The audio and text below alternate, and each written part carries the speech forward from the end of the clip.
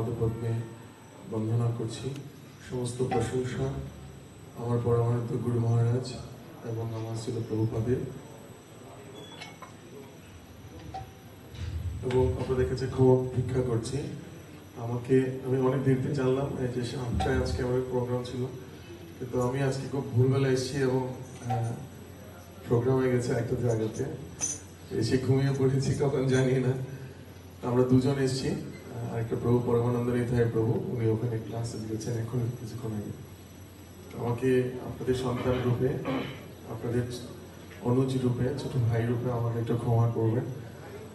2018 সালে এখানে আসার সুযোগ হয়েছিল। প্রায় 28 দিন আমরা প্রচার করেছিলাম পুরো সিঙ্গাপুরে।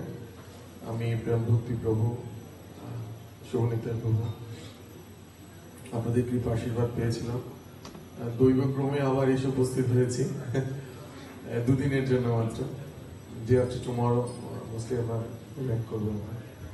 তো আপনাদের প্রার্থনা, আপনাদের আশীর্বাদে বেঁচে আছি এখনো প্রাণে, এবং জানি না কতটুকু ভজনে আছি। তবে আমরা যেখানে থাকি, যে বাংলাদেশ নামক একটি ছোট দেশ, সে দেশটি ভালো নেই।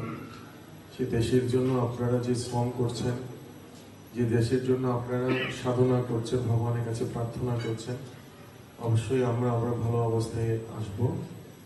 সবার জন্য আমরা মিলিতভাবে প্রার্থনা করব ভগবানের কাছে, যেহেতু আগামীকাল আমাদের গৌড়ীয় বৈষ্ণব সমাজের জন্য একটি বিশেষ মুহূর্ত।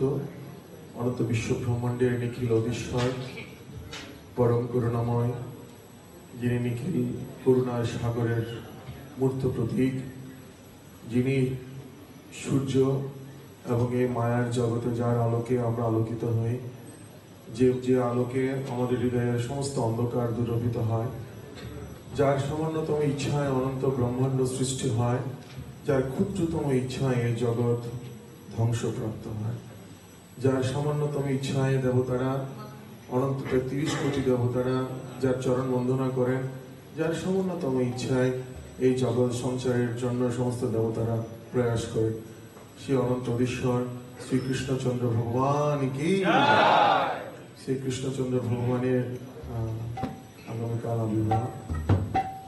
ভগবান তার জীব প্রতিমায় তিনি আমাদের কাছে ব্যক্ত করেছেন যে প্রত্যেকটা কিছুই যুদ্ধের মধ্য দিয়ে যেতে হবে।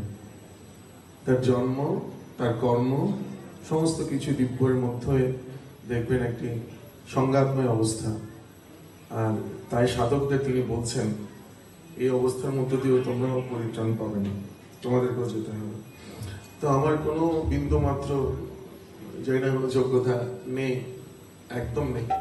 শুধু একটি যোগ্যতা আছে, সেটি নরোত্তম দাস ঠাকুরের বিচারে আপনারা আমাকে বিচার করবেন কি যোগ্যতাটা আছে। আমি তেমন একটা গাইতে পারি না, চেষ্টা করবো সবার সাথে।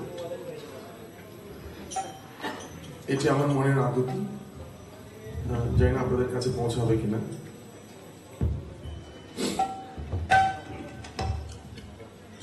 কি রূপে পাইব সেবা মুই দুরাচার,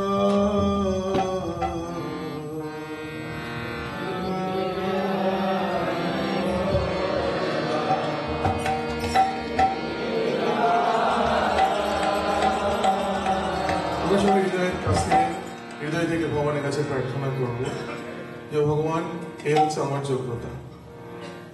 কি রূপে পাইব সেবা মুই